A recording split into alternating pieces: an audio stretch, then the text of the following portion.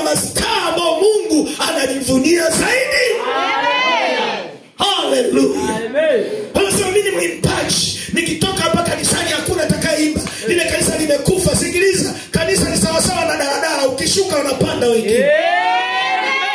Yaani ukishuka kitonka wengine wanaingia. Tunaweza mkashuka wawili wakaingia 100. Ngome imejaa Costa, pua imejaa namna hiyo.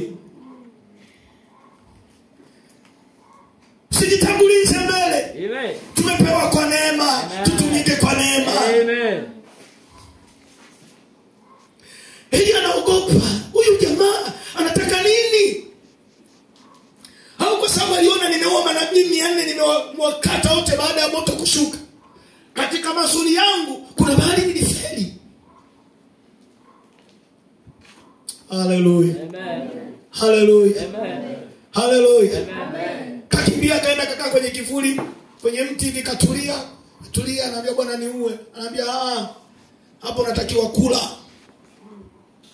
Una njaa kwanza, fungulia, acha kufunga wewe una njaa. Utakufa, hii safari ndefu na unakufa na mimi sikuui na njaa. Sume umefunga na unakataa kula ili ufe, ujiepushe na mambo haya. Wewe bado unatakiwa kutumika. Kula. Akapigwa msosi mara kwanza akisema nimeshiba, bado. Akapewa chakula tena, kula. Tayari bado, mpaka akashibishwa zaidi. Akapata nguvu ya kwenda kuonana na mwanamke mjane wa Sarepta. Akaenda akalishwa huko.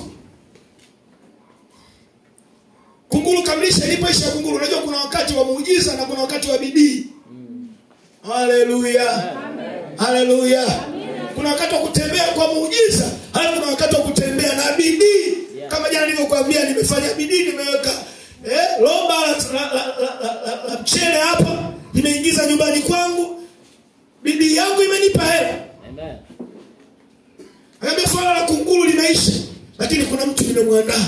Amen. Atakulisha miaka yote ya njaa. Hapo toka salama. Amen.